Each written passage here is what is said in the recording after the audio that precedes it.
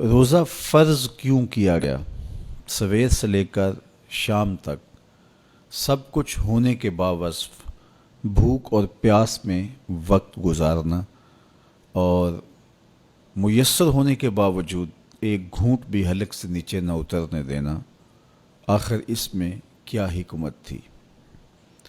تو یہ بات اچھی طرح سے ہمیں سمجھ لینی چاہیے کہ یہ صرف کھانے پینے کو ترک کر دینا ہی نہیں ہے، بلکہ ان مقاصد جلیلہ کے حصول کے لیے روزہ رکھا جاتا ہے جو مومن کی زندگی کا مقصود ہے۔ اور اگر کوئی شخص کھانا پینا تو ترک کر دیتا ہے لیکن ان امور سے نہیں رکتا جن امور سے روکنا ان روزوں کا مقصود تھا، تو اس کا روزہ نہیں کہلاتا۔ میرے اور آپ کے آقا و مولا حضور نبی رحمت صلی اللہ علیہ وآلہ وسلم نے ارشاد فرمایا، من لم یدع قول الزور والعمل به فلیس للہ حاجۃ فی ان یدع طعامہ و شرابہ۔ جس نے جھوٹ اور اس پر عمل کرنا نہ چھوڑا، جھوٹے کام ترک نہیں کیے، اس کا بھوکا اور پیاسا رہنا اللہ کو منظور نہیں۔ اللہ کو کوئی ضرورت نہیں کہ وہ بھوک اور پیاس کاٹے۔ روزے میں تو ان امور سے بھی روک دیا گیا جو امور عام زندگی میں جائز تھے، جو مشروع تھے، مباح تھے، لیکن روزے میں ان جائز مباح امور سے بھی منع کر دیا گیا۔ طیب اور طاہر کھانے، خوبصورت مشروب، ان سے روک دیا گیا۔ آپ آب زمزم بھی نہیں پی سکتے جبکہ وہ متبرک پانی ہے۔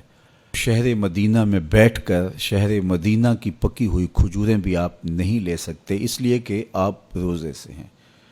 تو روزے میں آپ کو متبرک چیزیں کھانے سے بھی روک دیا گیا، متبرک مشروب پینے سے بھی منع کر دیا گیا۔ تو مجھے بتائیے، جو رب آپ کو متبرک، مشروع اور پاکیزہ کھانوں سے بھی ایک مخصوص وقت کے لیے روک رہا ہے، تو جن امور سے عام زندگی میں شریعت اسلامیہ نے ہمیں منع کیا، ہمارے رب نے ہمیں منع کیا، تو اگر روزے کے دوران ہم وہ امور بجا لائیں تو پھر روزے کی مقصدیت حاصل نہیں ہوگی۔ تو اسی لیے فرمایا، جس نے جھوٹ اور جھوٹے کام نہیں چھوڑے، اس کے بھوکا اور پیاسا رہنے کی اللہ کو کوئی ضرورت نہیں ہے۔ تو وہ یہ چاہتا ہے کہ میرے بندے ان امور سے بھی جب رک جائیں گے جن امور سے عام زندگی میں نہیں روکا گیا، تو وہ لازمی طور پہ ان امور سے رکنے کی کوشش کریں گے جن امور سے اسے منع کیا گیا ہے۔ تو جب یہ چیز انسان کا فہم، انسان کی عقل اور انسان کی خرد طے کرتی ہے، تو پھر لا محالہ طور پہ رکنے کی عادت اس کے اندر تقوی کی نشأت کا ذریعہ بنتی ہے۔ آپ نے عمومی طور پہ دیکھا ہوگا کہ رمضان المبارک کا ماہ نور جب اختتام کو پہنچتا ہے، ہمارے سامنے عید کے 2-4 دن بھی یہ مشق رہتی ہے، اچانک کوئی مشروب آیا اور پینے لگے تو رک گئے، وہ کہیں ہمارا روزہ تو نہیں، لیکن پھر خیال آتا نہیں ہم روزے تو نہیں ہیں، آج تو عید کا دن ہے، تو ہم پی لیتے ہیں۔ چونکہ پورا مہینہ دن بھر ہم مشروبات سے رکے رہے اور آج بھی دن کے اجالے میں ہمیں پانی دیا گیا تو ایک دم ہمیں جھجک پیدا ہوئی، لیکن پھر ہمیں یاد آیا کہ اب روزے بیت گئے ہیں اور میں روزے سے نہیں ہوں۔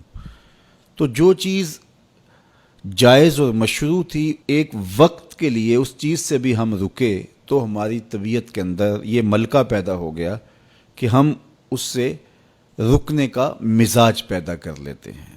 تو اگر ہم ان امور سے رک جاتے ہیں جن کو شریعت اسلامیہ نے منع کیا ہوا ہے، تو پھر دوبارہ جب اس کو کرنے لگتے ہیں تو پھر ہمارا ہاتھ بھی رکے گا، اور پھر ہم مستقل اپنے ہاتھ کو روک سکتے ہیں کہ ہاں میاں، یہ روزے میں بھی چیزیں منع تھی اور روزے کے بعد بھی یہ چیزیں ہمارے اوپر منع ہیں۔ تو ایک ملکہ پیدا ہو جائے گا ان امور منہیات سے رکنے کا، ان سے باز رہنے کا۔ تو گویا یہی تقوی ہے کہ جو اللہ جل شانہ نے ہمارے اوپر حرام کیا ہے اس سے ہم رک جائیں، جس کام کے کرنے کا حکم دیا ہے اس کام کو ہم بجا لائیں۔